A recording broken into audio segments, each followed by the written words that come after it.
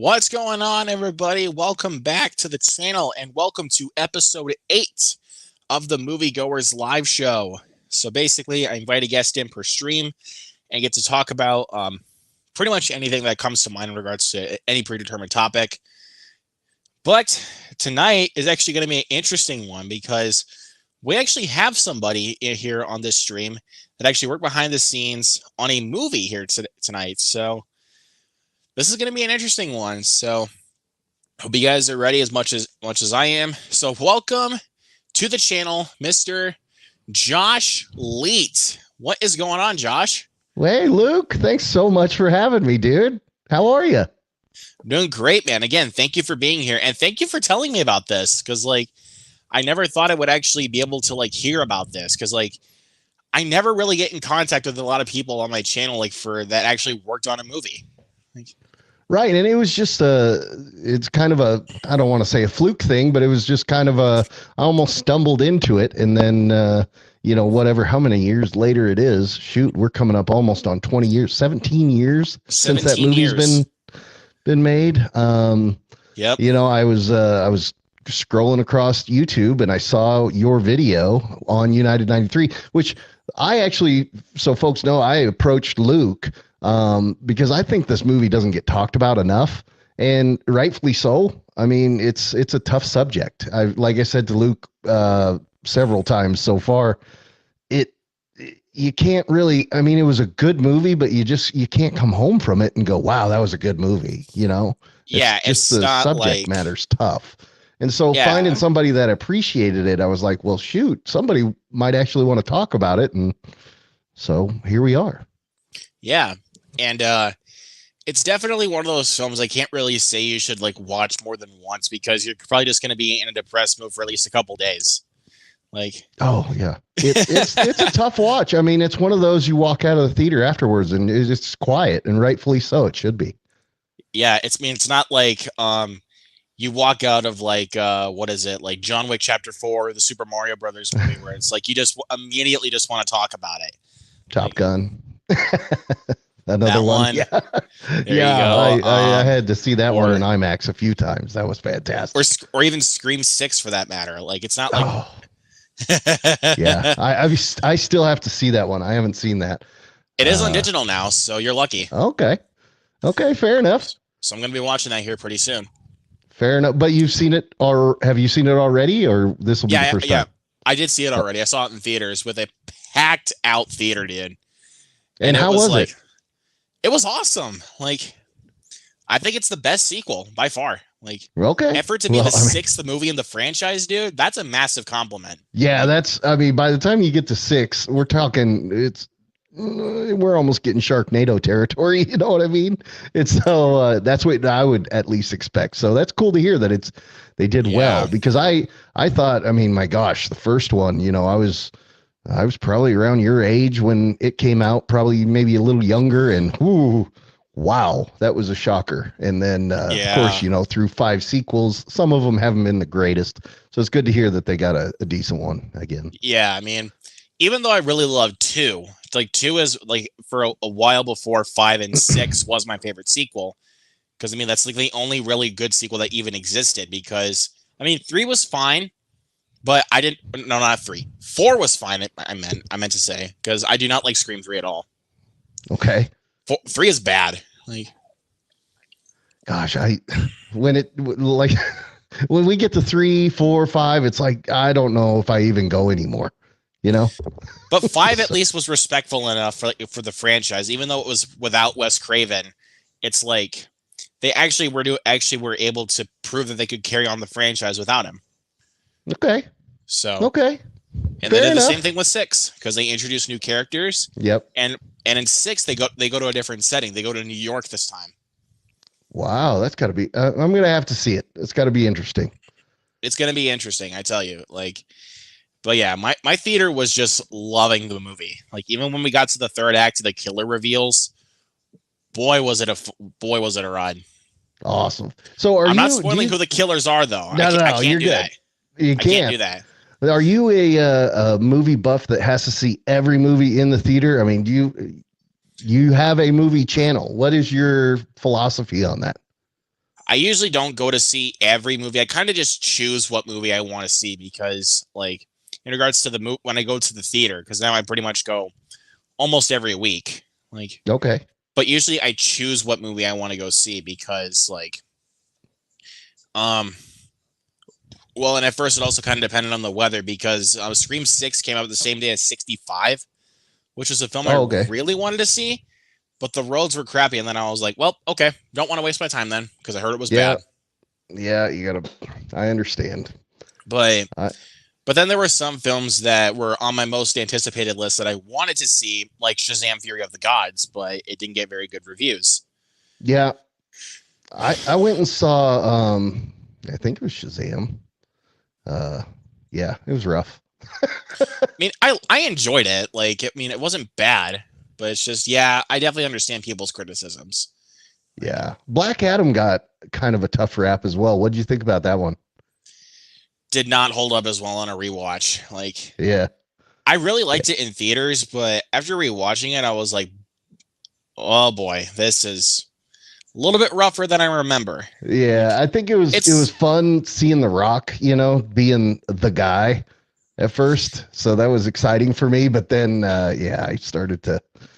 Well, we actually had the movie broke in the middle of it, like literally something broke, and they could not fix the movie. So we were just into the first action scene, and they said, well, it's going to be at least an hour and a half. Yeah. He said it's going to be at least an hour and a half to fix it, and so you can either stay or yeah. So we had to go back a second time and rewatch. Yeah, it was. Here we are. But because of my collection's sake, I have it. Oh, nice. But is there? How do you choose what do you own and what you don't own? Well, I guess it kind of depends. Like, even if I find like a bad movie, like if it's like really cheap, I'm gonna buy it because I mean I can't pass up a good deal. Like, yeah. Like, let me see if I can find one. Like, like this one, Between Worlds with Nicolas Cage. Oh, I didn't even know that existed. This was only $5. Okay, well there you go. You can't pass up on a $5 movie. I'm probably assuming this is bad. Ben 10 Alien Swarm. It might not be the best. It might not be. But look at this. What a cover, though. What a cover. At least they did some. Wow. This was $3. So. Hey, okay. Not going to argue with $3. This was probably like the worst one by far. But again, this was only $3. Oh my gosh. This one. See, I'm beyond buying movies anymore. It's just, everything's digital now. So we we just dumped like, I don't know how many hundreds of dollars worth of DVDs and stuff that we just got rid of. It was ridiculous. We shouldn't have done it, but we did. Because I honestly don't think you really should have though, because I mean, you might have some good stuff like for Memories on the Shelf. Like even if you go to see the film in theaters, like, because I also kind of have a thing like a lot of the films I see in theaters I do tend to buy because I mean like well usually I mean I'm guessing you said you don't see every movie in the theater, so you see the good ones, I'm assuming, right? So not always. I'm gonna be honest about this because I have this. Ooh, it's really small. Morbius. Oh. But look. Again, it has a lenticular cover, so I couldn't pass it up. Those are cool. I like when they do that stuff. That's fun stuff. I enjoy that. So. But the film was bad. Like, yeah, it did not look wonderful. No, so. And I think the studio might have learned their lesson now because Kraven the Hunter is rated R. So, okay, I hope they finally learned their lesson. Like, because seriously, even though I enjoyed the Venom movies for what they were, but then it was like when it got to Morbius, it's like he's a vampire. There's no excuse for it not to be rated R. Like, yeah, absolutely. But also, I really think that Let There Be Carnage should have been rated R because you have carnage involved. A movie named Let There Be Carnage not being rated R is almost sacrilege. Pretty much. It just seems like an oxymoron. I mean, because seriously, if you have carnage involved, no excuse. Yeah. Like, give me like your best excuse, and it's like, really? That's your best excuse? Go spend your money. Like, oh man. So let's see. Let's hit this chat here really quick before we get started with our questions. Oh yes. Got the View with Drew is in here. Love that little Logan icon. What's up, buddy? Oh, that's cool. What's up? I'm gonna throw my window open. It's a little warm in here. Not feeling too warm right now, I'll tell you that. Well, I got cold and I put a hoodie on, and now I'm sweating. So we're balancing it out. So. Let's see. Lance Jackson's in here. Says, "Hey everyone, how's it going? Just at home watching Shrek." I mean, I can kind of tell though because your profile picture is Shrek there, Lance. Like, okay.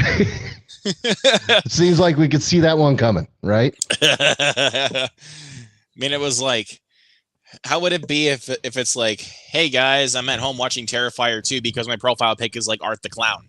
Yeah. And which, speaking of, oh dear Lord, I have 2 copies of this freaking thing.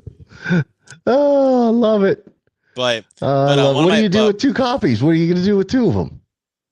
I'm going to keep them both. Like, because one of my buddies sent this to me, and I'm like, I just love this cover so much, dude. Look at that cover. That is pretty sweet. That's pretty aggressive. And this was actually on sale for $23 at Best Buy on 4K, and I love this slipcover. Like, yeah, that's pretty sweet. Half Sienna and half Art the Clown. Like, wow. That's just. But then when you reveal underneath what's both slipcovers, it's exactly the same. Oh yeah, interesting. Same cover, but you know what? I'm not going to complain because the cover's awesome. Yeah, I dig it. But if you guys are squeamish, though, don't watch those movies. Like, because they're rough as well, huh? Whoa, they're bloody. Like, especially when you get to the bedroom scene in Terrifier 2. Yeah, you're gonna need a barf bucket. Like, I'm telling you, if you're that squeamish, you will need a barf bucket.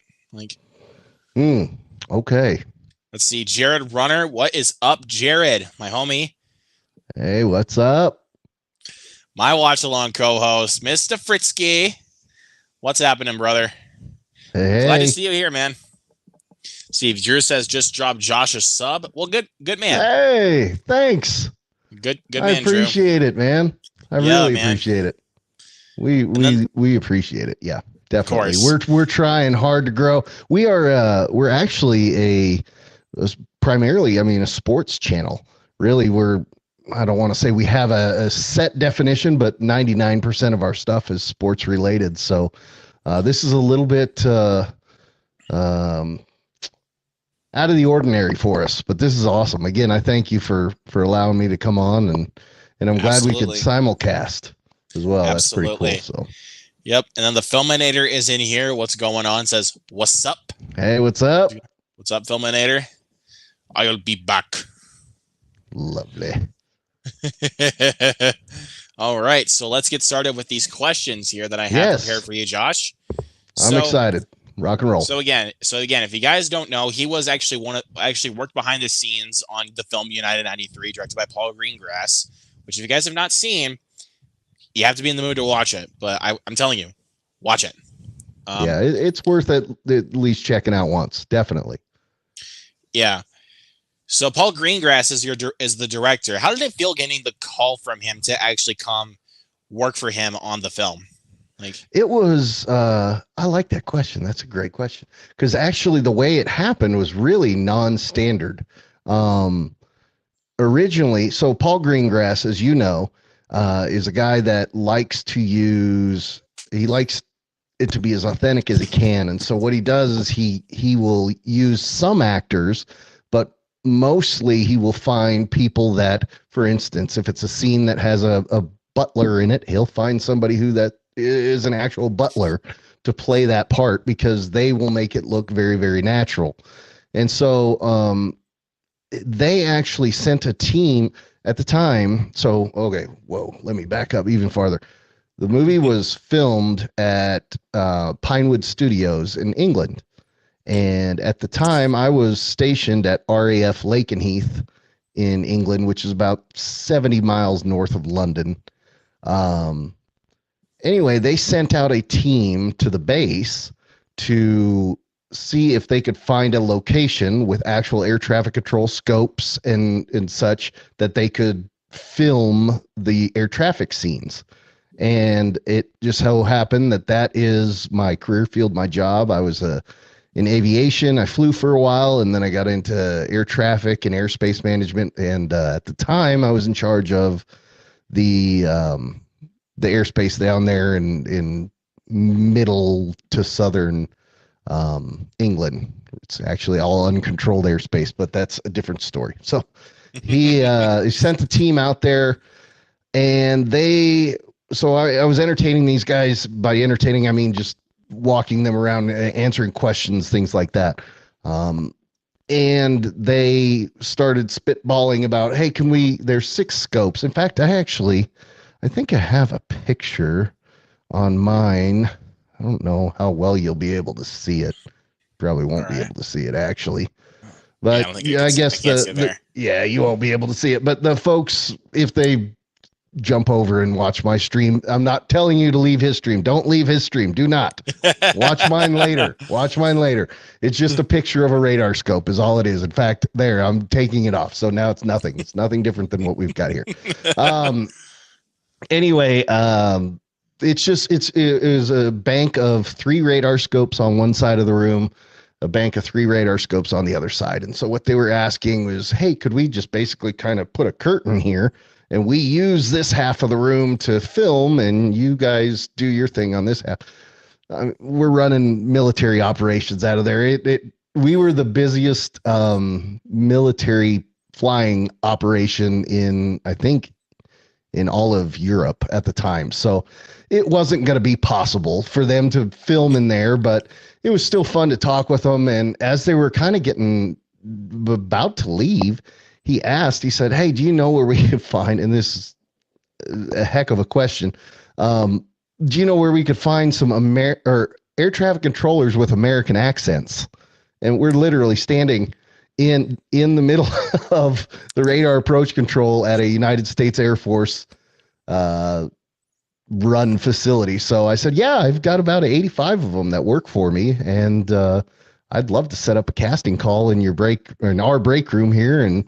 And sure enough, a couple of weeks later, we had a casting call. They brought in all their folks, the camera, the whole thing, and literally sat people down as they wanted to try out. They got to sit down one by one, and they would run them through scenarios and kind of say, okay, well, this is happening. What would you do? This is happening. What would you do?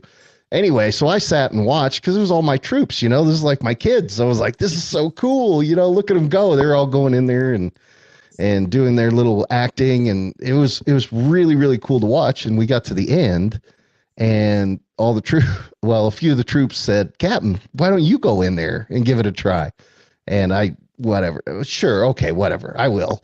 I didn't want to at first, but I said, oh, why not? Let's see what happens. And I went in there, and sure enough, I got the call. And it was really surprising, but really exciting, but really humbling at the same time. I mean, it was surprising because I was working as a military guy on a base in England. The last thing I thought I would be in is a movie. It was exciting because, oh my gosh, it's a movie, but then it's humbling because of the subject. You know what I mean? Like, it's like, oh, well, geez. Okay. I can't so that's how it came to be. And that is a very long answer to a short question, but I hope I gave you the info you're looking for there. Absolutely, man. Like, it was that's a good answer. I like that. But then some people are thinking like, if you think of like the cool kids like around town or something like that, they're like, nah, man, this is like completely over exaggerated. And it's like, dude, do you not know Paul Greengrass? Like, he makes things very realistic. He Like, is hyper realistic. In fact, our takes for the scene that I say the scene, it's all throughout the movie, but I guess the scene in terms of the setting. I was in the Herndon Command Center, which is where Ben Sliney was, which is the guy who said, okay, look, everybody lands, period, dot, we're done flying. And by the way, that was his first day in that job. That was day one, okay. September 11th. So welcome Wow. to, yeah. Anyway, gosh, now I lost my train of thought on what I was even saying. But yeah, oh yeah. So the authenticity part of it is, we would do takes that were 45 minutes, an hour, hour and a half long, because he wanted to, and he would take us through the whole scenario, and that was all played out in live time with, we would have to watch the airplanes hit the buildings again and again and again. But he would purposely run these takes for at least 45 minutes so that we would get fatigued, and that way they could see even the stress on our face. So it wasn't even just enough. He's so detail oriented that it wasn't just enough to get an authentic air traffic controller that has an American accent, that yada, yada, yada. I mean, he wanted them to then be not just look like they're stressed out or act like they're stressed out, but actually stress them out in the middle of the take so that it becomes all that more authentic. Exactly. Cause it's like, if you can't stress someone out, like while actually making something very realistic, like, even like when you're making a movie like that, you have to be able to stress somebody out with whatever you're actually trying to do. Like, example, like you're making a movie about, well, this is kind of off topic, but it's like you're making a movie like about the negative side of drugs, basically. And you kind of have like this realistic take, and it's like you get to one scene and then it's like super realistic, and it's like you can't even watch it. Like, oh yeah. Yeah. Actually, in another few things that happen, or I'll tell you about one of them. And sorry, I'm not trying to just take over, but I've got so many stories that I could tell. The scenes with the airplane, they actually originally filmed, and I'm pretty sure I've got this right, that they filmed it without the terrorist people in there at first. They did all the scenes, all the filming without the folks that were playing the terrorists. And then they introduced them at the last, or no, I think he might have left them in there, but he didn't tell them who the terrorists were.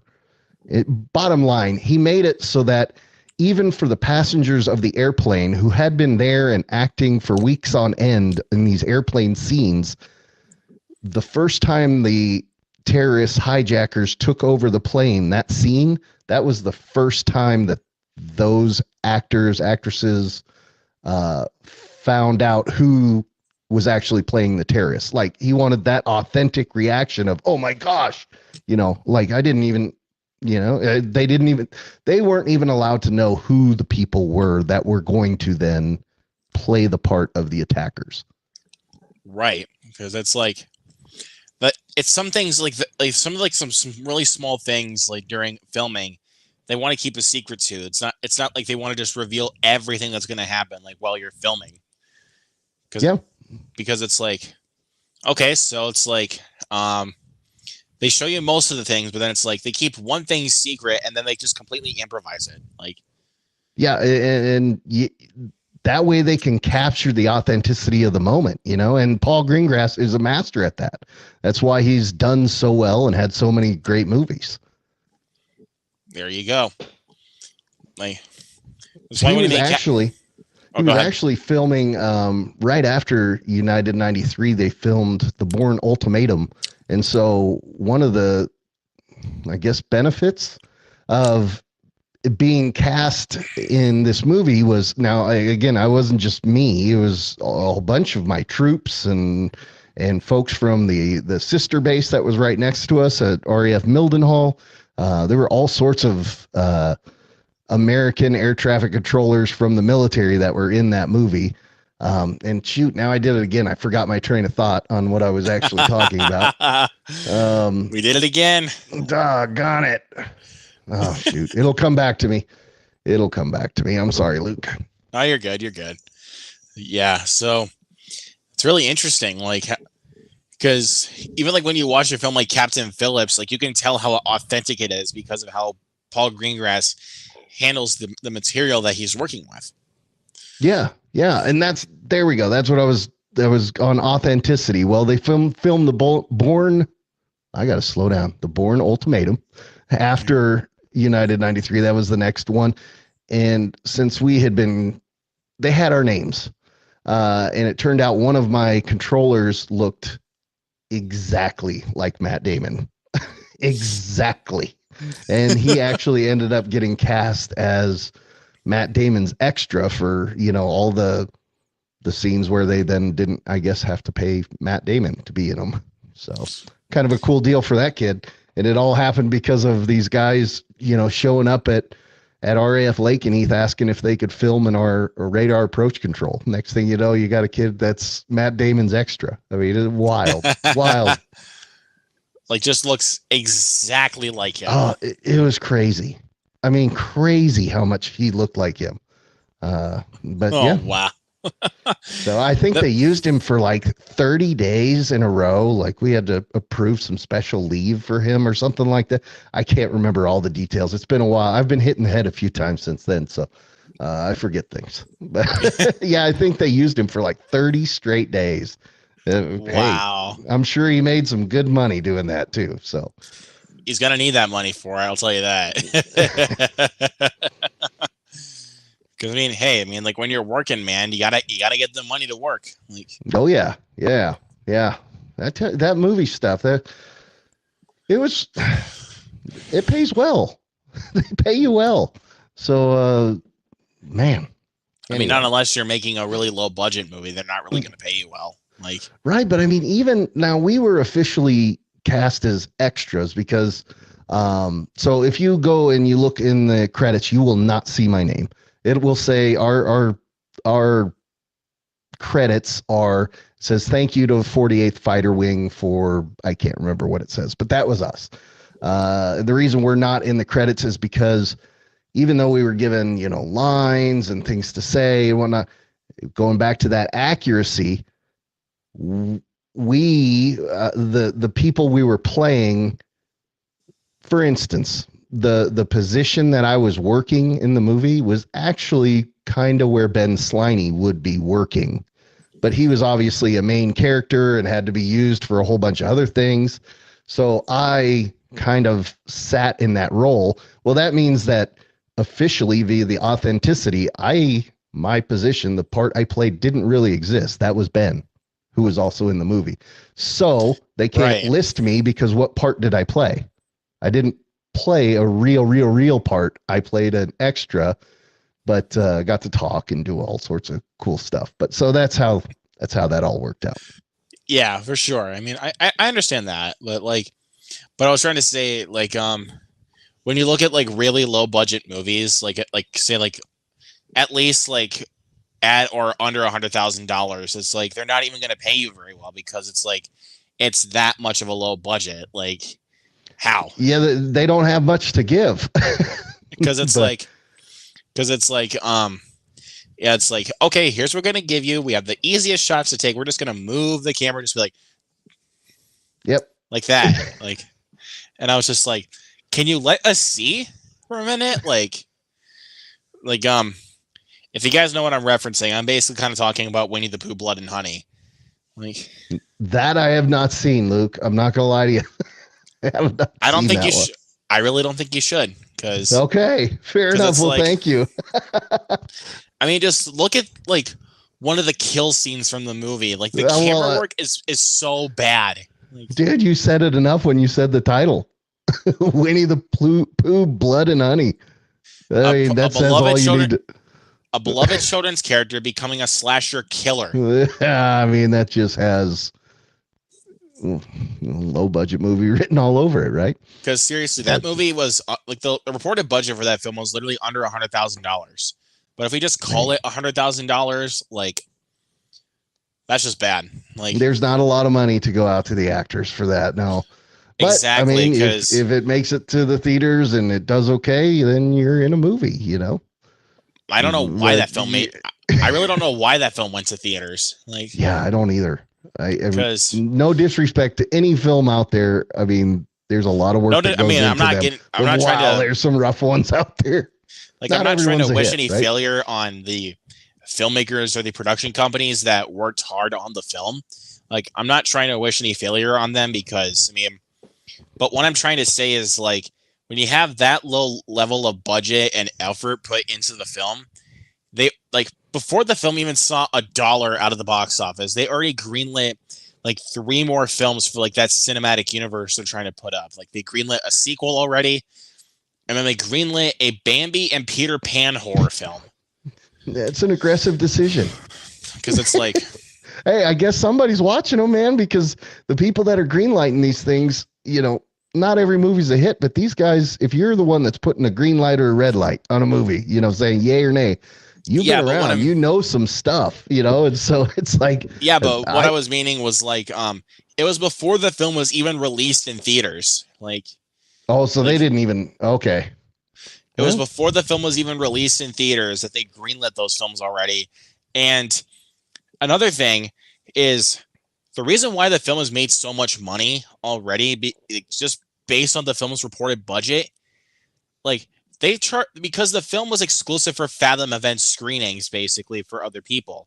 So it basically costs more than an actual movie ticket. It costs $20 for a Fathom events ticket. It's like it's a premium deal. So basically, it's like they put those films exclusively to big theater chains for Fathom events, like they did with Jeepers Creepers Reborn. They did that last year for Fathom events, and that was like $20 for a ticket. And I'm glad I don't have a big theater chain like that, because I probably would have been spending $20 for it on a movie that does not deserve any money. Because seriously, you got to have the budget to film outside. Yeah, I mean, seriously, they have one set to film on with that entire freaking movie. It's entirely green screen. Oh my gosh. Well, hey. Such is life, right? Like, look, I understand if it was COVID restrictions, like, because the film was shot during the pandemic. Okay, well then. But here's the thing, though. This is Jeepers Creepers. This is not a Tommy Wiseau movie, like, where you can literally just film in front of a green screen all you want. Like, I'll give Tommy Wiseau for that. Like, yeah. But for a movie like that, no, you need to have effort. Like, yeah. So, yeah. So that's what I'm saying. Like, you got to have the budget to make films like that, because if you don't have the budget, why even make the movie? Yeah, I guess you don't always. I don't know. Somebody's making money somewhere, I guess. You know, because they keep getting made somehow. So. Yeah, but then it's like, what's the point of even putting it in theaters when it literally does not even look like a theatrical movie? You should just dump it on VOD. Like, yeah, I have no idea. Because I know why they just dump it into the theaters. Yeah. Oh, yeah. Yeah. Well, and that's the thing. If you can get it into theaters, yeah, there's the money. So. But then again, you charge double what it costs for an actual movie ticket. Well, like, because it's like you pay more, like you paid more to see that than to see Avatar: The Way of Water in 3D at the world's tallest IMAX theater. Like, which I did see that on IMAX. That was, my theater doesn't do IMAX, but it looked great on the big screen. I'll give you that. It looked great. It was visually amazing. The storyline. Very derivative. Maybe lacking a little, but very derivative. Like, yeah, but like, it was. I mean, visually, it was stunning. Absolutely stunning movie. Yeah, fantastic. Like, visual movie, but again, I kind of look at it like I want to be able to like get invested into the story, but the biggest problem with that film was it doesn't really have a story. Like, yeah, that definitely is how it felt. There wasn't really a story about it. It was let's see how amazingly cool looking we can make this, and they succeeded at that. They definitely did. I mean, I yeah, was left visually stunned, but as far as fulfilled from the movie, maybe not. But that's just because I me. mean, That's just me. I'm not a movie critic. I'm not a connoisseur by any means, but yeah, yeah, it I wasn't mean, my favorite one. Not for 3 hours and however long that was. That was a long that movie. was a slog, man. Like, Yeah. because that's why after I saw that, because I kind of had a bad theater experience with that, that's why I didn't bother seeing Babylon in theaters, because that movie was about 3 hours long too. Man, I tell you, yeah, I almost when John Wick when I saw how long that was, and I'm a John Wick fan, but I was even like, oh, dude, holy cow, I got burned on the last 3 hour movie I went to a little bit. Yeah, So, but no, that one didn't disappoint. I was pretty happy with John Wick. because that film just goes flies by. Oh yeah, yeah, it did not feel like a 3 hour movie. That's for sure, for Yeah, sure. yeah, but when you watch Avatar, you definitely feel the runtime. Like, Yeah, yeah, because like, it definitely drug, but there was plenty to look at. It was, like I said, visually yeah, just amazing, absolutely amazing. yeah. I mean, again, very, very light on story, but I mean, but like that one, the reason why I'm a little bit more critical on that one is because of the story. It's very, very thin. Like, but Yeah. when it What came did to like you this, oh, go What ahead. did you give that as a rating? Or what do you rate on? Are you a 5? Are you a 10? What I scale and what did usually you rate that? I usually go out of 5, but in regards to like my videos now, I do grades, but out of my 5 scale, I give it a 4 out of 5. Like, Okay.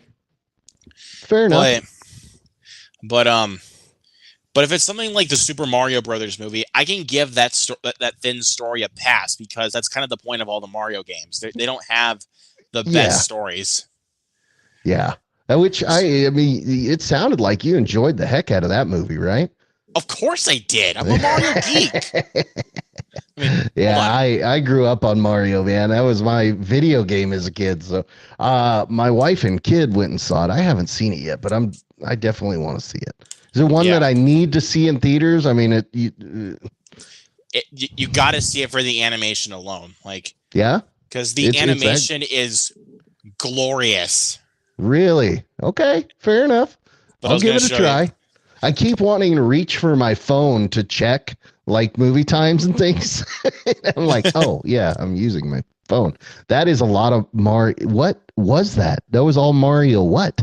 So I got What Mario is, Party Superstars, Super Mario Party, Mario Kart 8, New Super Mario Bros. U Deluxe, and bro? Super Mario Odyssey. Wow. I was there I, for the like origin of Mario, right? And like you got me beat by a long way, buddy. yeah, but these are obviously the newer games, like Yeah. for the Switch. But I'm a big Mario fan. Like, I always have been ever since I was a kid. Like, like Mario has been the one video game character that I've always stuck with. Like, no matter how many other games I've played in my life that are not Mario related, I've always been sticking with Mario. Like, Yeah. because He's it's a solid foundation. Yeah, it's hard to go wrong with Mario. yeah, but when you get to the movie, though, I mean, obviously you got to have different voice actors. You can't always just have the same cast, because otherwise it'll go. Oh yeah. Yeah. Although you've got to keep some level of continuity in there as well, because if you just totally go off the deep end with a voice, you can lose But them as then, well. but you still also, but also the thing is with the voice, you got to have some of the famous catchphrases like True. of Mario, like "Mamma Mia." Like, Oh yes. Yes, all the things. you got to All have the those things. catchphrases. Absolutely. But again, though, Absolutely. but I can't lie though. It has a good cast. I can't lie. It has a good cast. Who all is give me 2 or 3 names from it. Let's see. It has Chris Pratt who voices Mario. Yep. Um, I knew that one. Charlie Day voices Luigi. Okay. Let's see. We also got Anya Taylor-Joy voicing Princess Peach. Okay. And Jack Black voicing Bowser. Oh, now that's money. And Seth Rogen voicing Donkey Kong. Like, oh wow, Seth Rogen is Donkey Kong. I could see that. That's awesome. But again, he doesn't awesome. really give a special voice to it because Seth Rogen doesn't really do that with his movies. Like whenever he's playing a voicing character, like he doesn't really Seth give Rogen special. is a special voice. Like he's got a special. But again, sound. like when you listen to his voice in the movie, you definitely know it's Seth Rogen. Like okay. Like seriously, like even when he gets his infamous laugh, you know it's him. Like fair enough. I just love his laugh. Yeah. that is darn close, dude. That is darn close. That's a good one.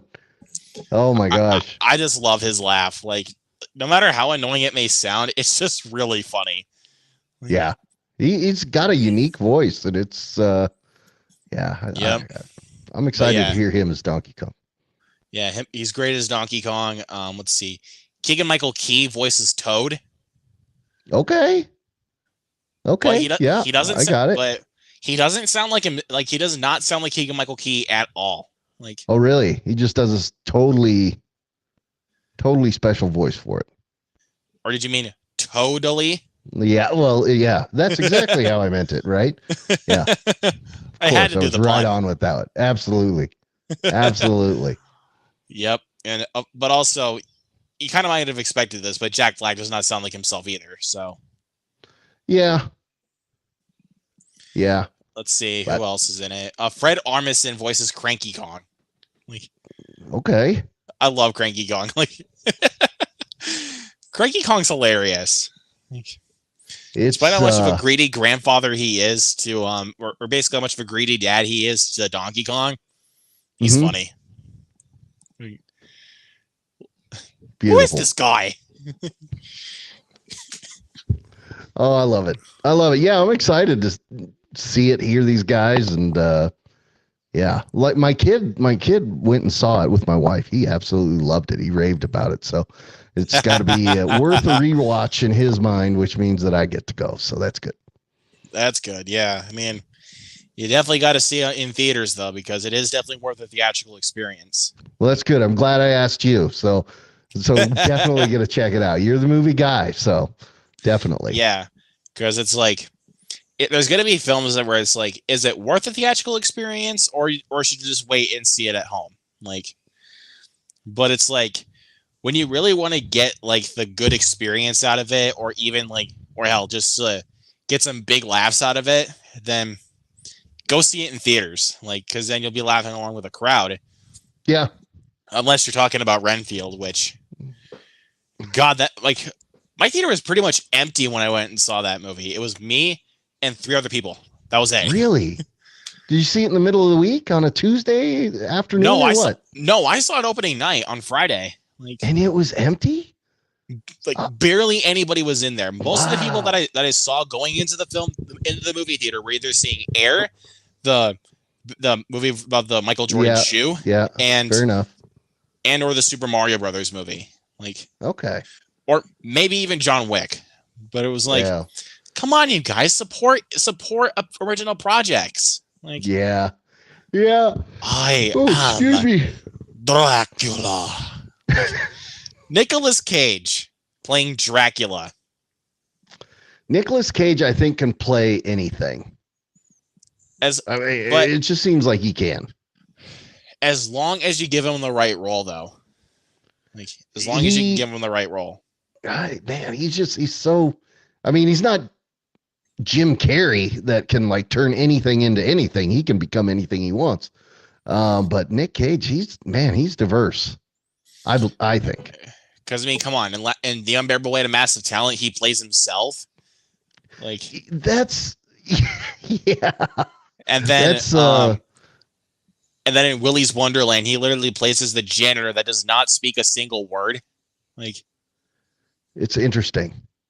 Like no matter how bad the film is, like he can still take the script and try to make it as entertaining as he possibly can. Like, Yes. Like that's what he did with Renfield. Like even though he's not in the film for too long as Dracula, but anytime he's on screen, he makes a great appearance. Like I love that man. But let's Yes. see. Got a few comments in here. Oh, dude, my boy Zach Milne talks movies. What's going on, Zach? Hey, what's up, Zach? Avatar is such a great movie. They're good, but I wouldn't quite say they're great.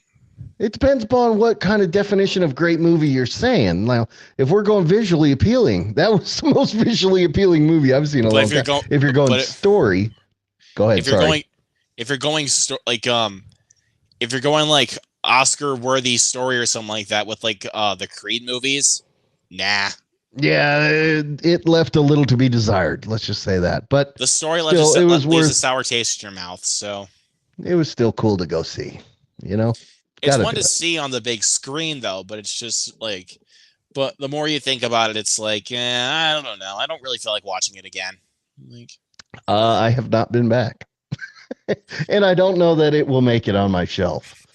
But then again, you know, I'm getting to an age, Luke, that not a lot of movies make it to my shelf. Yeah, but in fact, we just got rid of all of them. But the thing is, like when James Cameron literally goes on Twitter, is like, "Oh yeah, you can go to the bathroom anytime you want because you're gonna come back and see the parts you missed." And I'm like, "How do you know? How do you know?" James Cameron is such an interesting character, is he not?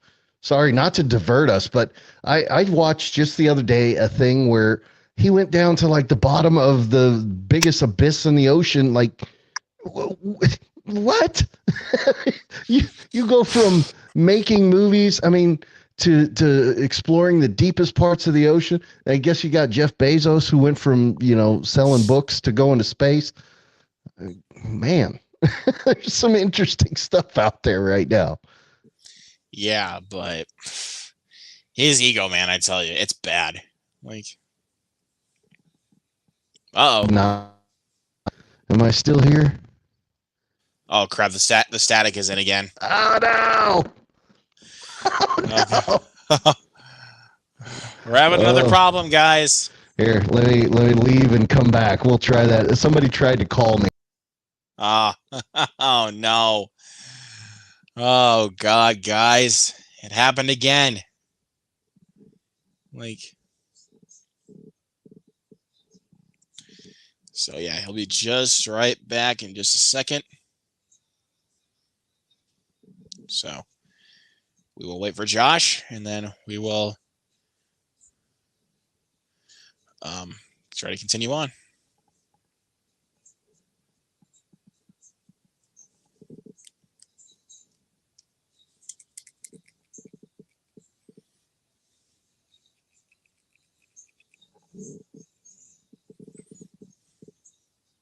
Looks like he's letting me in. How's our sound?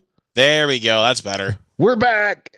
Yes, there we go. Yeah. Oh man, I thought it was over at that point. Yeah, I had a phone call try to come through, and it reset our soundboard or our sound between us, not my soundboard.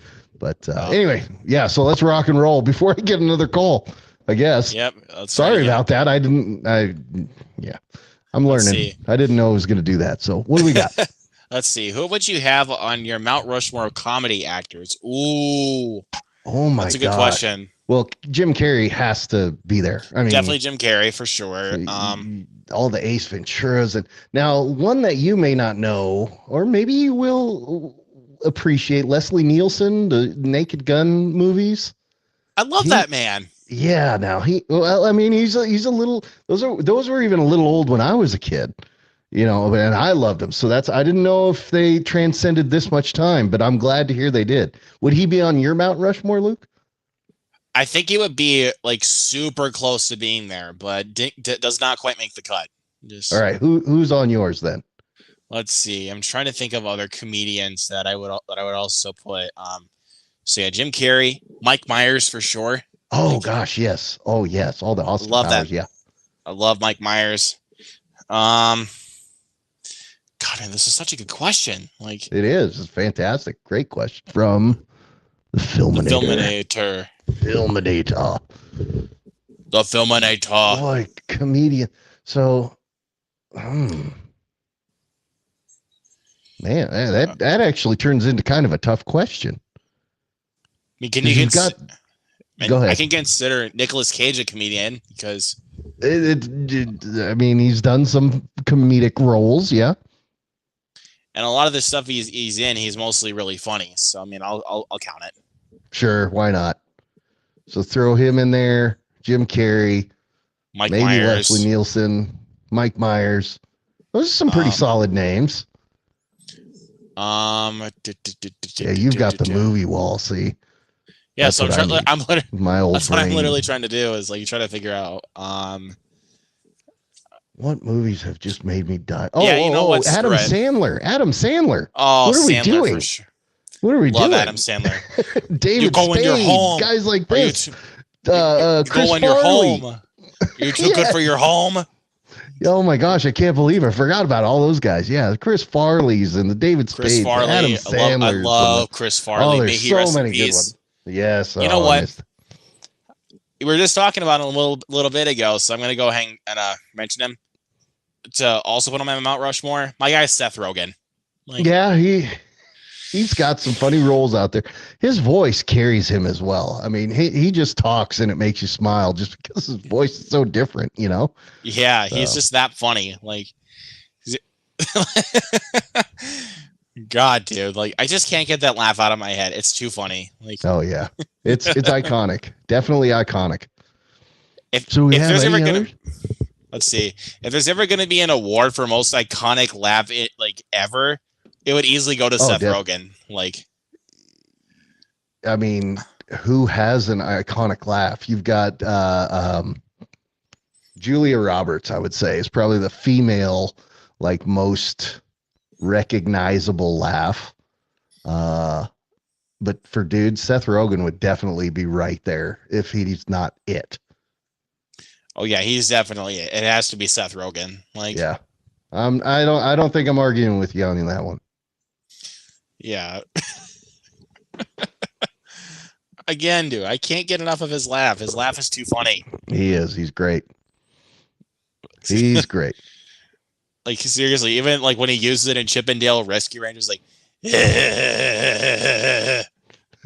he's just, there is no mistake when he laughs. You know it's him. There's nobody else.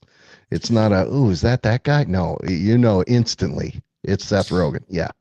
Even when you hear him as Donkey Kong, you do a pretty good Seth Rogen laugh, my friend. Thank you. So, yeah. I listen to him. I listen to his laugh. So hey, maybe when the time comes to play the role of his life, maybe you can play that role. Right? Yeah, I can try to do that. It's just they have to. Awesome. But then, I don't know, man. Like Will Arnett literally tries to do the worst possible Seth Rogen impressions. Like a lot of the time, whenever he does voice work, he usually just tries to sound like Seth Rogen. Like, fair enough. I don't know why. Yeah, I could see it a little bit. Yeah. No disrespect to Will Arnett. Love you. No. I love you. No. It's just what do they say? Imitation, most sincere form of flattery. That thing. Yeah. Right. Something like that. I guess you could say that, but I don't know. Seth Rogen originated his own voice, so don't give me that crap. Yeah. There is only one Seth Rogen voice, and it's Seth Rogen. Absolutely. Yeah. But yeah, you do a pretty good one. So I kind of been studying his laughs, so it's like, yeah, it's like Seth Rogen reaches out to me and is like, "Hey man, you do good impressions of my laughs." Like, heck yeah. You got to start doing some TikToks or something of it. Get you out there in front of him. Yeah, but I don't know. I don't know if Seth Rogen really watches TikTok. Who knows? Who knows what those guys do? Who knows the life of celebrities? Not me. Yeah, not me. That's for darn sure. So, unless you actually do some further research, but then sometimes they'll just spread the worst rumors on there to make you think that they're a bad person. It is an interesting life that some of them live. It's got to be a challenge. Because there's quite a bit of rumors that go around with certain celebrities, especially now in the modern age, Like even like around just this year, like rumors like about certain celebrities like Jenna Ortega and stuff like that, and Yes. it's like, why would she do that? I don't believe it. Well, and there's just so many that are just flat out false, and it's because it's unfortunately there's the clicks, right? If you can get clicks, it's the thing. And so some people say some outlandish stuff that's just not even anywhere near factual. Uh, Yeah, or but even they get their like clicks, so they just want to do that just to get happens. attention, and it's like, yeah, no, Exactly. you're not getting my attention because Yeah. Look, I got 1 million likes or something because I said this, or yeah, nah, nope, not for me. but then watch, you're gonna get reported for fake news. Who knows? It's an interesting time we live in, my friend. It is an interesting time. It is. Yeah, so that's That why it is. that's why I don't spread rumors like that, because it's like I don't hear about this, so what's the point in doing it? Like, Hey, love everybody as yourself, right? exactly. Like, So, because it's yep. like, how Love are and you supposed positivity, baby. like how are you supposed to know if you never actually talk to them? Yep. Look, the bottom line is if we all just took care of each other, life would be a lot better for everybody. Right. So that's what I just try to do. I just try to take care of people as best I can. And I'll admit I fail at it often. But hey, I wake up the next day and try again. That's all we can do, right? Just Yeah, try and and make it a it's little bit better. yeah, but then you wish you could go back in time and just fix it all up, just so it doesn't actually happen like that. There are many things that I would like to fix. Absolutely. But I'm we'll just sure there's keep kicking, keep smiling, stay positive. absolutely. So let's see. Next question. What was the weirdest thing that you experienced working behind the scenes of United 93? The weirdest thing. Yeah. So they had they did have the behind the scenes people that are back there filming as well. So you have the normal filming and whatnot, but then even when the cameras stop filming, you have it was kind of like camcorders and stuff, the behind the scenes thing. At the end of the scene, I say the scene, when we were done using that stage, so we were done filming. So my part of the film was the Herndon Command Center. All the places where I'm in it are in that command center, the place where Ben Sliney worked. So we filmed all that in 5 days time. And at the end of it, we had, I guess, I mean, I don't want to call it a party, but it was kind of a, hey, this was really neat that we got to do all this together.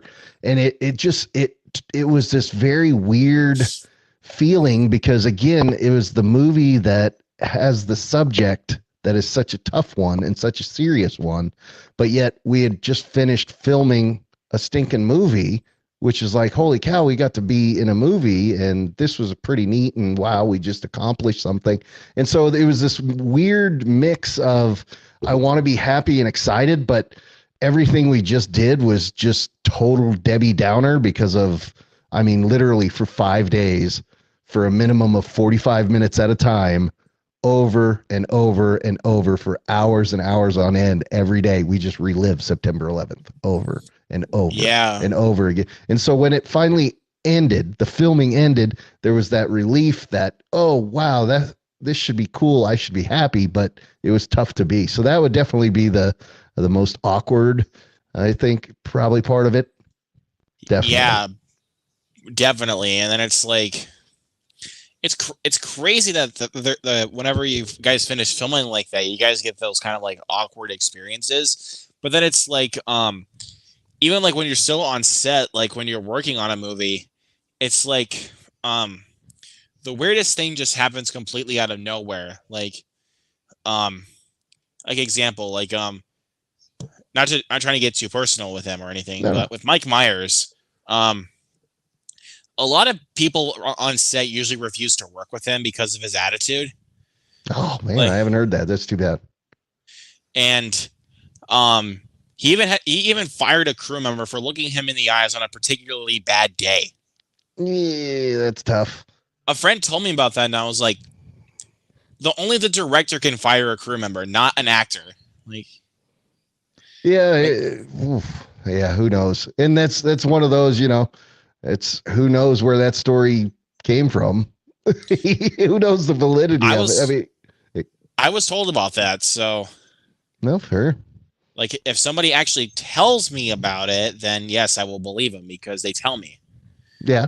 It's not just some weird article that's online and just being like, "Oh, hey, did you know about this? Did you know about this?" And it's like, "No, I didn't," because you're literally just putting up fucking false information. Yeah, Like, it's people could say anything about anything. So yeah, I just find is if we just do our own research, it's always better, right? So yeah. it's the safest Plus, way. yeah. Plus, a lot of the things that sometimes my best friend even tells me about with certain actors, it's like, yeah, they definitely know what's up. Yeah, I mean, there are some dudes that are tough to work with, and that's too bad. It's too bad, but you hate The to hear hardest, it. But I heard the hardest actor to ever work with was Marlon Brando. Like, boy, I have no idea. No because a lot of idea. the time, like he would not even like a lot of the time he would mostly just improvise like a lot of the time and not even read the script. Okay, he just kind of did his own thing. Well, he would have been great in a Paul Greengrass movie then. He would have been perfect. You think? Like, Made for it.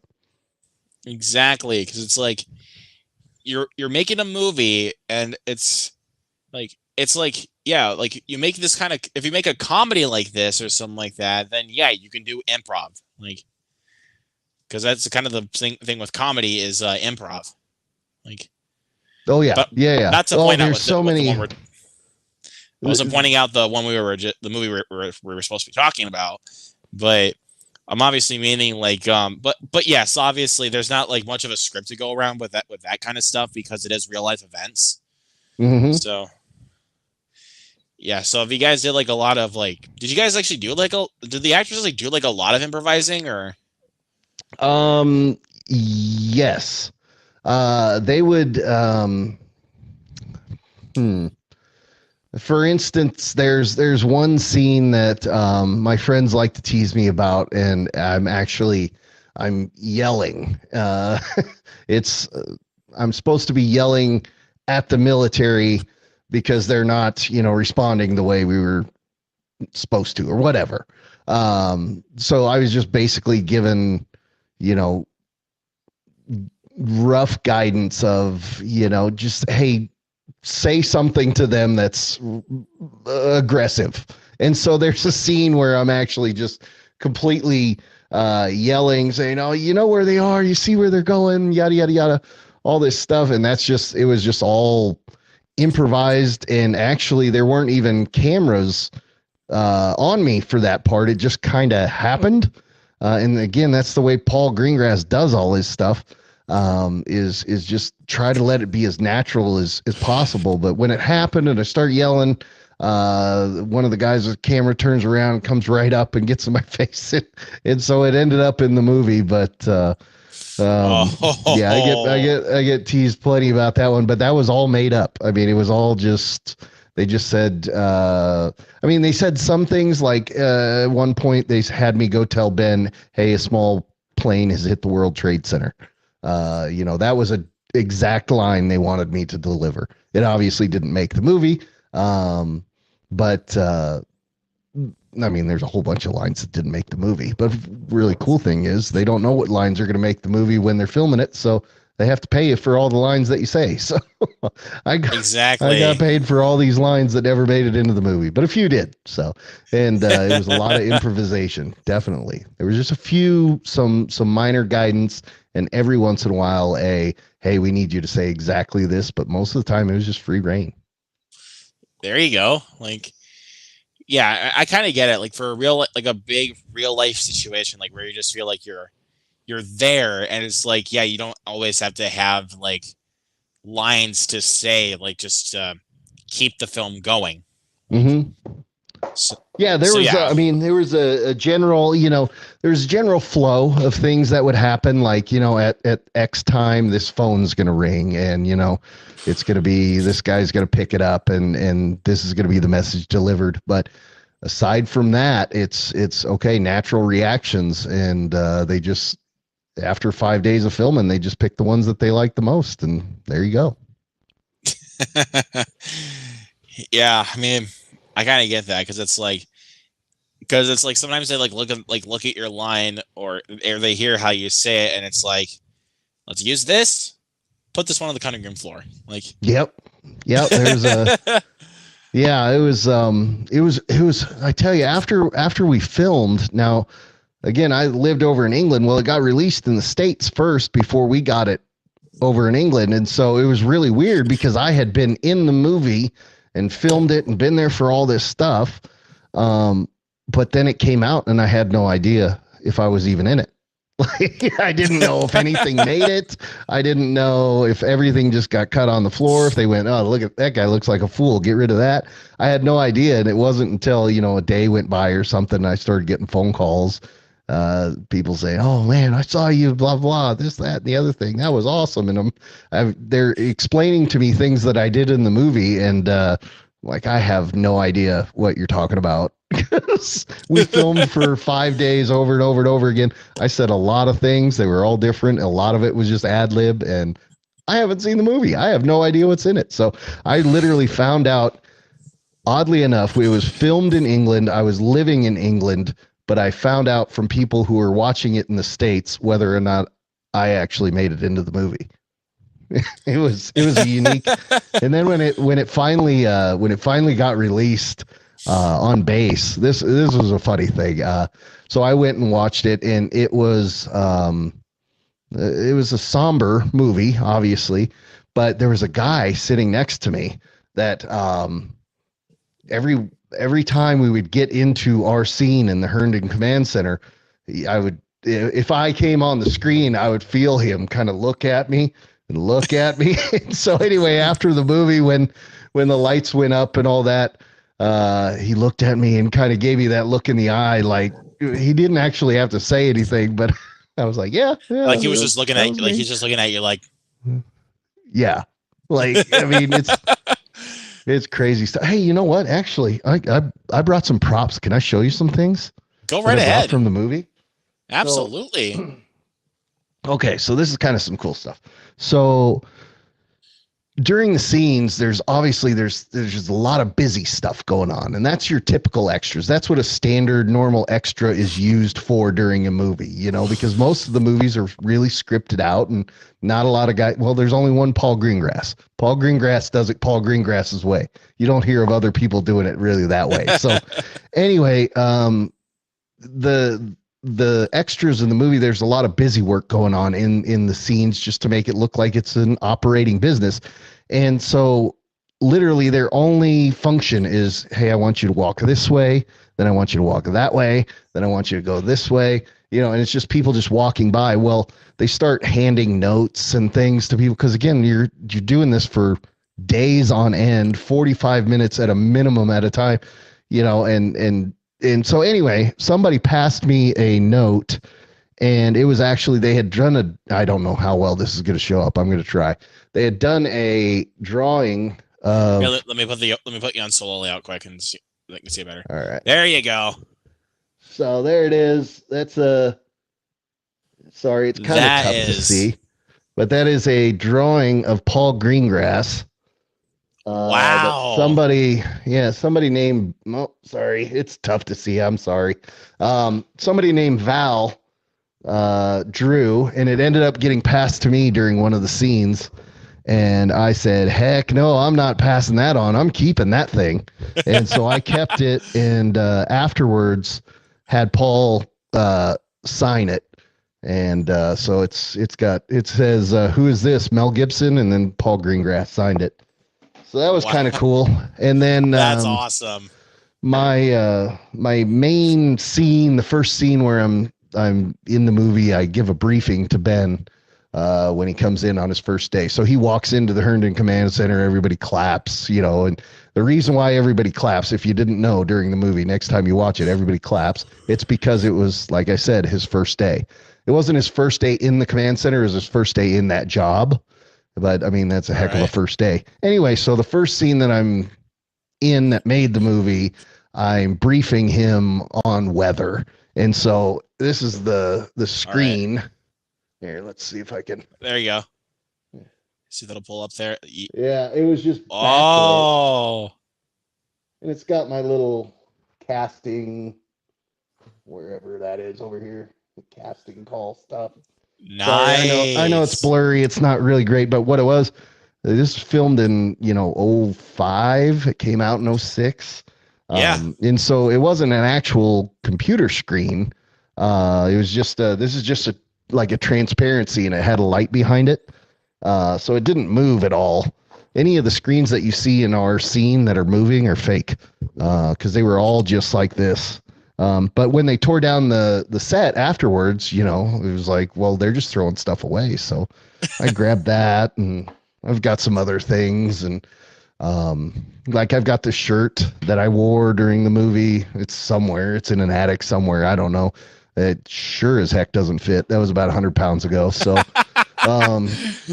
but yeah, I got some pretty cool stuff that when we started talking, I went into the garage and dug it up and got pretty excited. It was cool to see that picture of Paul Greengrass again. That is actually really cool, man. It's like, I never thought that, like, for anyone that even works on a film that even like gets like a drawing of the film's director. Like, yeah, I mean, that was just crazy how that happened. Like I said, when that got passed to me, I mean, that puppy went straight in my pocket. I was like, there is no way. There is no way. And that footage is probably somewhere on the cutting room floor, because I looked at that thing and went, whoa, in the middle of a take. I was like, this is awesome. Oh, yeah. I gotta be upset about something. Hang on. Let me, yeah. So, yeah. Another funny story I do want to tell you. There's another guy who was, all right. See, so if you notice me, I'm in I sent Luke a clip of it. You obviously can't post it because it's copyright, but I'm wearing a red shirt or whatever. It's easy to pick me out once you've seen me the first time, but the next few times you see me in the movie, there's this guy that's next to me. He's an older gentleman, and he's always grabbing the phone, and he's always pointing and he's very animated and aggressive. And the funny story behind that guy is he's actually British. And so he was a British extra, but because of the fact that he has a British accent, he wasn't allowed to talk. And so everything that he's doing, he's just mouthing, and he's not actually making any noise whatsoever. But you could see him quite often very angry, pointing and banging his fists on the table and stuff. But he's actually saying absolutely nothing because they wouldn't let him make a sound. He was just like, they're like, sorry, you got the wrong accent. And again, Paul Greengrass with the super gotta be authentic. They would not let him talk. And so anyway, every time I watch the movie and I see that guy, it cracks me up a little, because he would always come in, he would steal my phone, the phone that I was supposed to grab. And it, after 5 days of doing this over and over and over again, you do get fatigued, just like he told you. He wants you to get fatigued. I tell you what, I was about done with that guy grabbing my phone by the end of that thing. I was like, geez. Anyway, it's just a funny story. It's like somebody is just grabbing your phone and it's just like, I just want to beat the fuck out of this person. He wasn't allowed to say anything. I'm like, dude, stop it. No, like you're thinking that, like you're thinking that, like when he's grabbing your phone, he's like, dude, just stop. I'm gonna beat the fuck out of you. Like, you're stealing my thunder. No, I'm kidding. But he definitely his friends definitely saw him in the movie. He's definitely very passionate and excited, and he made it in there, and good for him. It's awesome. But I always crack up when I see that, because I know that he's just sitting there making no noise whatsoever because he's not allowed to. Like, yeah. Like he mouths a lot of things. I mean, he says a lot, but it's all silent. Completely silent. It's like, yep. It's like, it's like you're literally in a silent film. Like, and you just have the one guy in there. That is how it was. It was so weird.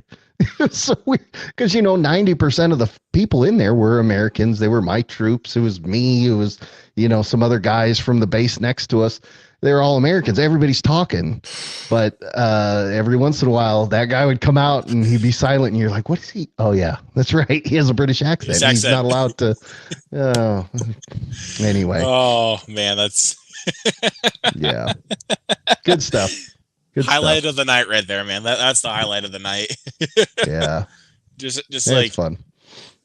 Oh my gosh, if I could sit next to you and watch that movie and just tell you, like, oh my gosh, this guy right here, yada yada yada. This guy right here, this just happened. Oh yeah, right before this guy fell on his face. Things like that. It's yeah, it was pretty neat to be a part of. Good stories that I can share, and I'm glad that we're getting the opportunity to do it here today. Yeah, it was.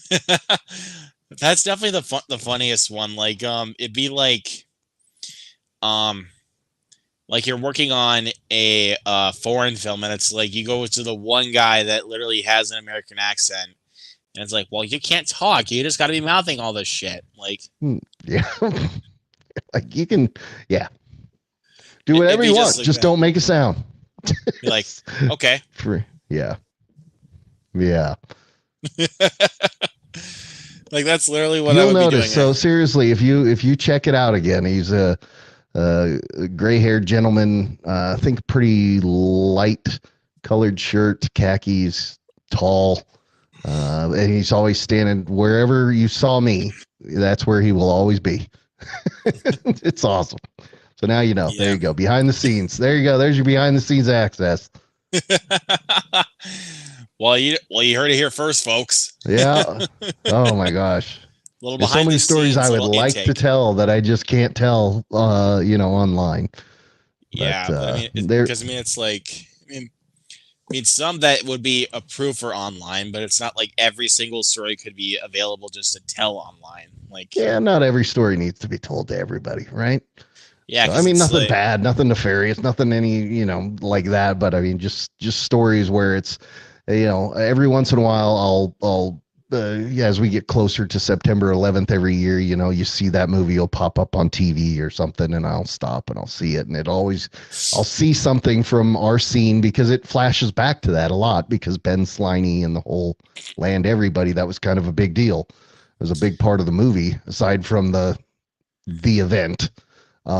Yeah.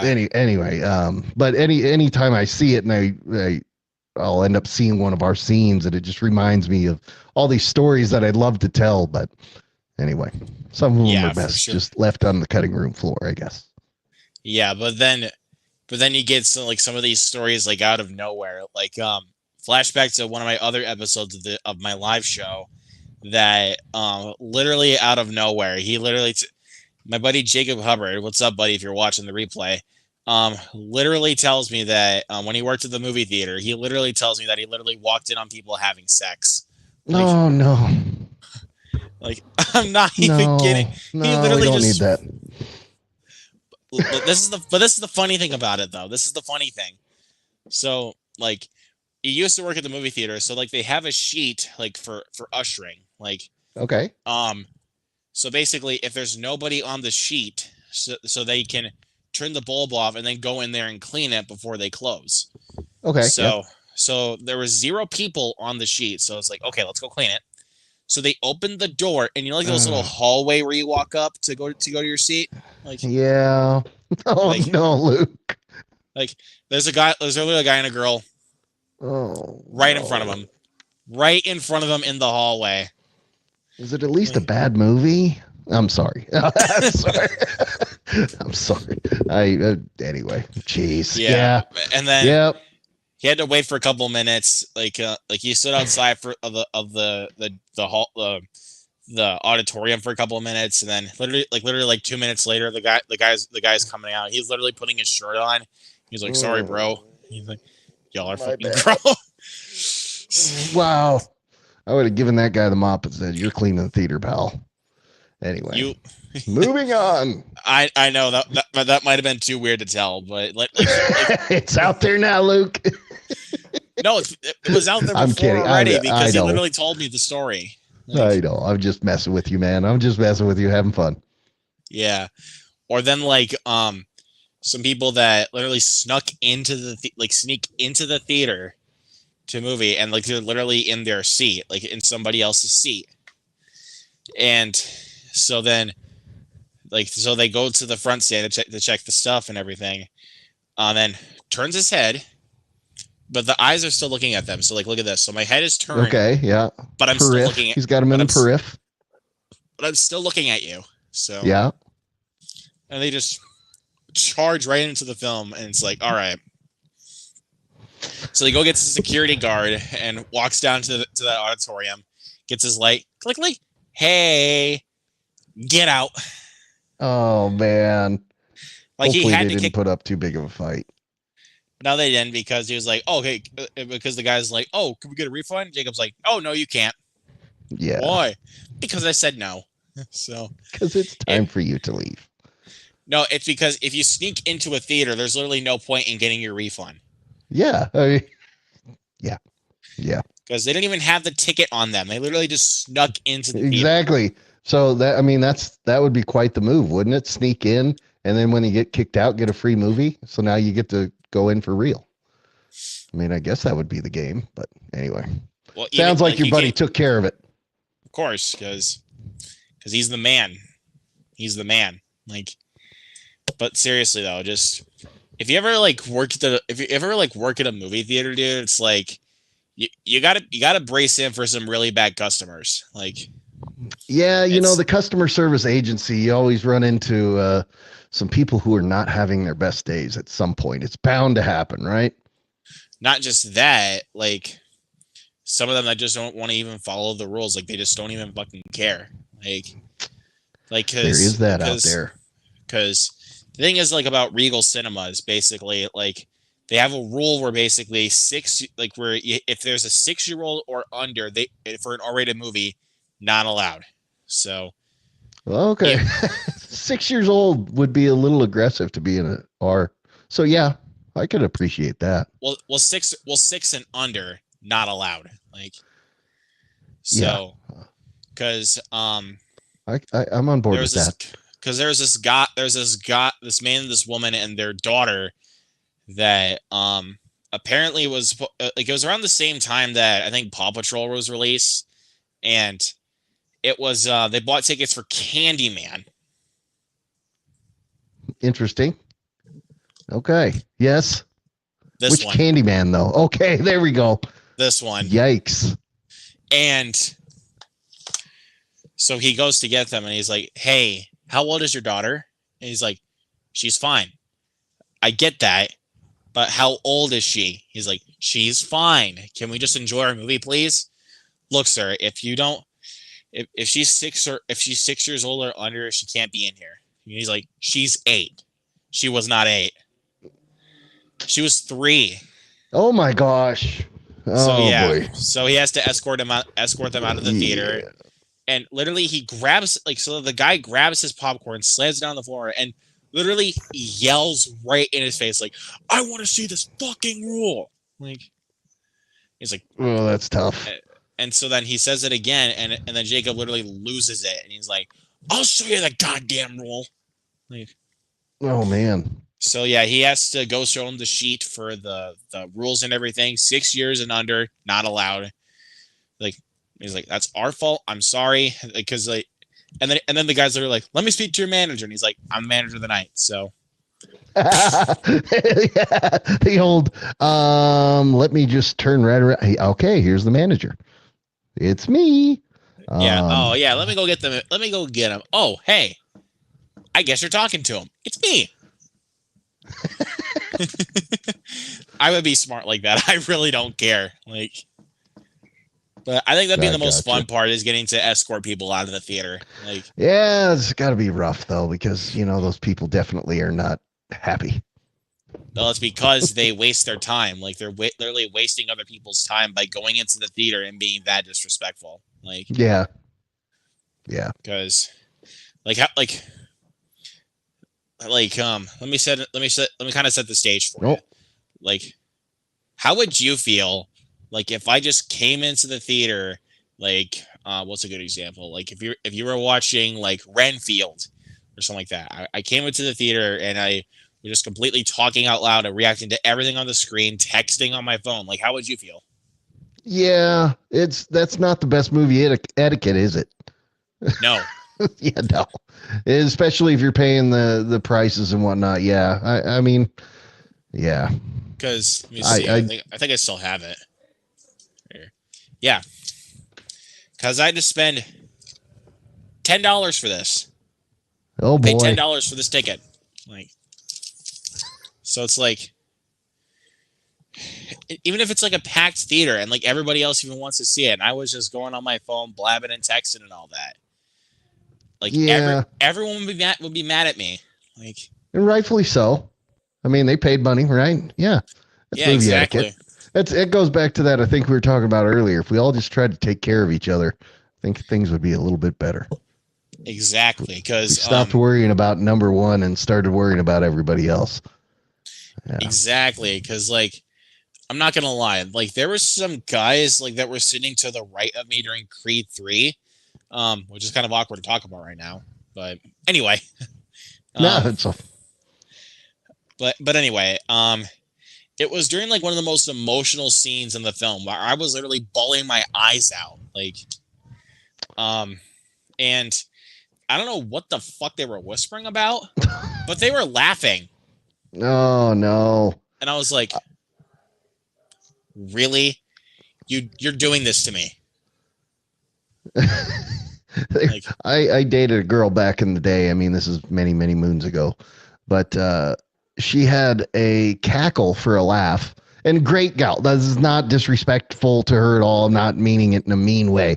She just had a very, very powerful. The only way I can describe it is a cackling laugh, um, but it was delayed. And so it was like the scene would happen, everyone would laugh, and then 4 or 5 seconds later, here comes this enormous laugh. It oh yeah. no, That was a rough we didn't go to many movies. that'd be like everyone was laughing at like the funniest scene in Renfield, and then it's like 4 or 5 seconds later, like when the scenes are like already over. Oh yeah. But it was like, yeah, it was a Seth Rogen laugh sort of. I mean, it was, yeah, anyway, something special. Great gal though. Nice enough gal. Just a little delayed cackle of a laugh. Yeah, thankfully it wasn't in an emotional moment though. I'll tell you that, like, because you do not know how like that. I didn't want to go up and get anybody because I didn't want to miss anything. Like, yeah. but the Yeah, thing was, it's a odd predicament to be in because it's like, well, I want to fix the situation. This is disturbing my experience, but now if I get up to go get somebody to do something about it, now I just further damaged my watching experience. Yeah, so it's a tough. but one day it's gonna happen though. One day it is gonna happen. Like when somebody is annoying the crap out of me at the theater, I'm gonna go get somebody. It's gonna happen. Like, Well, you got to at some point. I mean, there comes a point. I haven't done it yet. Like, I haven't done it yet because, you know, well, at least for most of my Well, I'm experiences, glad you haven't had to. Then I guess because that's positive. Yeah, I mean, because for a lot of my experiences, I don't hear a lot of people usually blabbing and talking throughout the movie, which is good. Yeah, But I've only had that happen a couple times. I only had that happen during Firestarter and Avatar: The Way of Water. Like, those are like the only times I've actually have been like I could hear them. oh, I could hear them. That's too bad. Yeah, That's too bad. and I almost thought it was gonna be the same thing like for Evil Dead Rise when I saw that last Friday night. Because there was like quite a bit of like, so there was even some students in there, and I was like, oh god, they're gonna ruin this.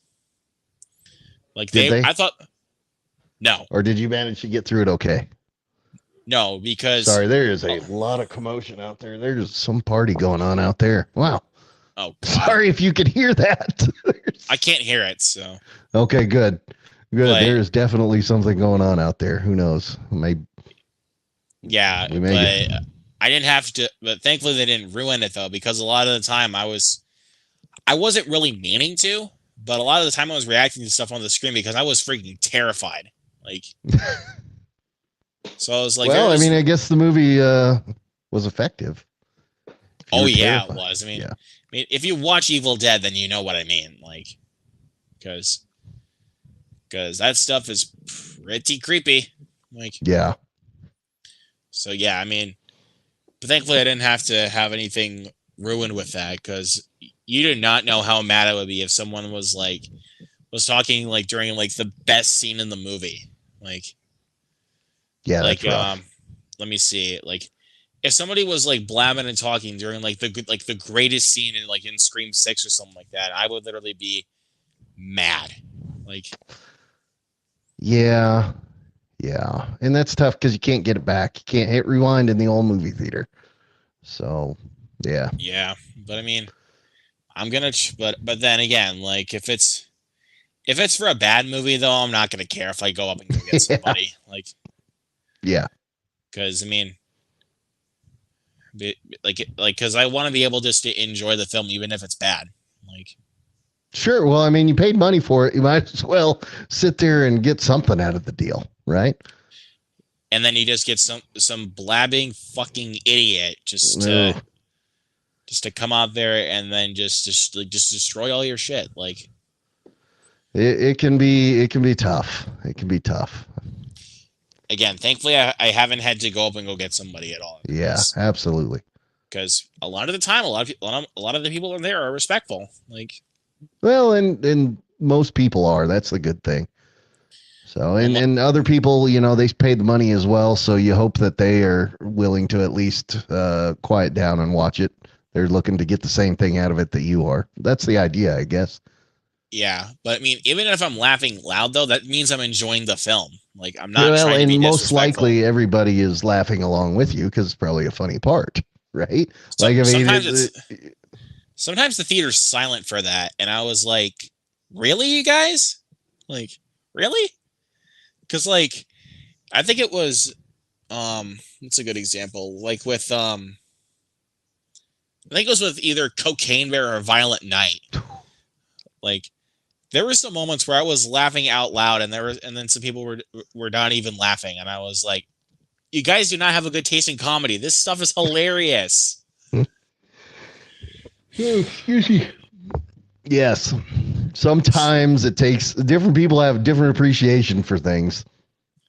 But yeah, I mean, but I didn't care if anyone else was even laughing at all though, because I was having a good time. Like, yes. Hey, well, good. It's mission accomplished then. You went there. Oh, that's what we're all there for, is to have a good time at the movies. So mission accomplished. Exactly. Like, you're supposed. So what else we got? I think I got one more question. I think I got one more question up my sleeve. So, all right, let's have it. All right, but all right. So, what was the funniest thing you experienced while doing behind the scenes work on the film? The funniest. Okay, I don't want to say. Well, okay, the honest funniest, like, laugh a little bit when I wasn't just annoyed, would be that guy. The guy that was, wasn't allowed to talk because, man, he would get passionate sometimes. And it was like, I don't know how you're fantastic at acting because you're not saying a word, but it looks like you are screaming. So that was pretty funny and entertaining. That would definitely probably, I guess, be the funniest part. But since I already said that, I did, I got to be there when one of the actors was told, hey, your car's going to be a little bit late today. I'm not going to say who the actor was, whatever. But that actor's car did not make it to the stage that day. I think his car took him to the airport. So that is not a funny thing, but that was one of the more like, oh wow, oh my gosh, that actually happens, sort of thing. That was one of the definite surprising, oh okay, moments. Like, oh, that just happened. Like, yeah, definitely not funny. I mean, I'm sure he still got paid, but yeah. I mean, if he got paid, that's at least a solution. So, I mean, hey, they pay good. They pay good. Let's see. Judd's in here. What's going on, Judd? Hey, what's up, Judd? All right. Yeah, that's definitely something like the car just arrives late, but then it just gets you to the wrong location. It's just like, well, you wasted my time. Like, and I don't know how it honestly went with him. All I know is the person was told, "Hey, your car's going to be a little bit late." Now, I wasn't a person that had a car that came and got me. I walked my butt to the stage, and so the bottom line is I walked to the stage, and whenever the car got there for him, it didn't bring him to the stage. So yeah, because I'm sure he wasn't impressed by that time. Well, and it was honestly, it was nothing against him. It was the authenticity thing, it just, we had some folks there that were the real deal. And so it was more authentic with the real folks, so I don't think it was a bad, I don't want to make it seem like somebody got fired or anything like that. I think it was, hey, thanks for your service. That's awesome. We're going to film without you today. And the way they did that is they said, your car's going to be a little bit late. So, yeah. I think that was the most polite way to do it. Like, yeah. They definitely handled it well. Yeah, they definitely handled it well. Cause like, if it was like, hey man, you can't be working today. I'm going to be late. And it's like, well, thanks a lot. Like, yeah. Yeah. I don't know how that conversation went or what it was. I'm just glad I wasn't there for it. So yeah, for sure, man. But the actor was a great person. Great. I mean, they did great. There's nothing wrong, nothing bad. I definitely don't want to come on here and say that like I witnessed oh my gosh, somebody got fired. No, it was not at all like that. Yeah, you definitely don't want it. Just don't like word it like where it's like the worst thing that ever happened, like where you were working on set. But let's see. Out of the actors cast as the 6 main members of the Justice League, how would you rank them? Oh, let's see. That's a good question because let's see. You got Ben Affleck, you got Henry Cavill, Gal Gadot, Ezra Miller, Jason Momoa. Oh, who's that other guy that played as a cyborg? I don't know. I'll have to look it up, Ben Affleck, although I do like some of his work and especially like Good Will Hunting and stuff like that. I loved that movie coming up. But Ben Affleck, when he did Batman, it kind of ruined me on Ben Affleck from there forward. So I think you mentioned that name, and I'm just gonna say let's put that one at the bottom with all due respect. I got it. It was Ray Fisher that played as a cyborg. Oh, okay.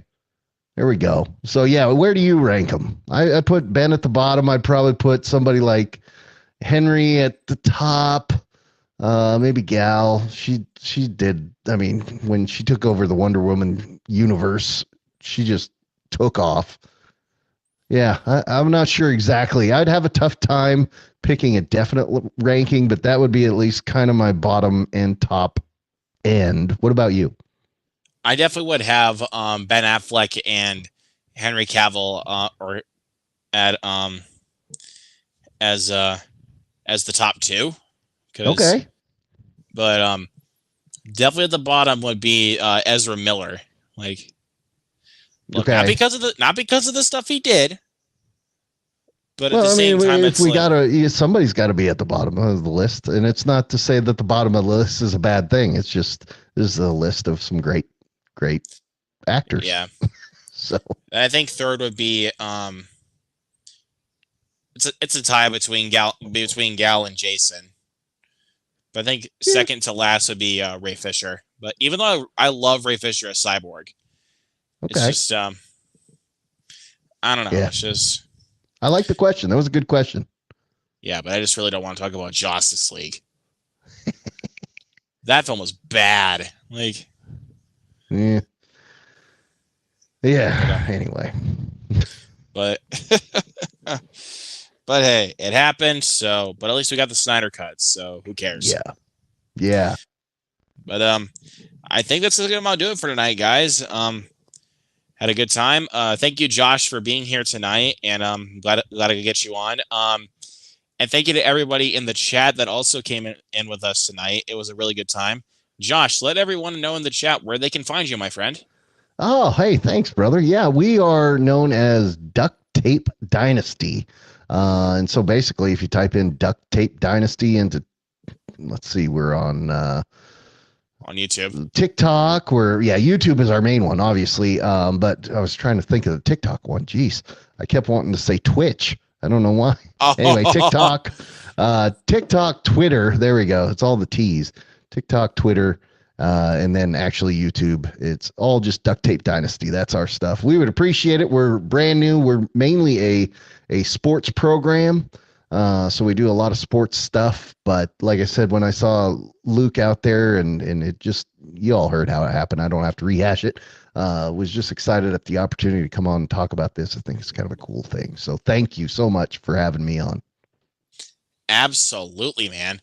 And this is not going to be the last time that you're going to be on the show, because as I've enumerated for other iterations of this show, is if I have a returning guest, it'll be either just a normal Q&A that I usually do, or a movie trivia night.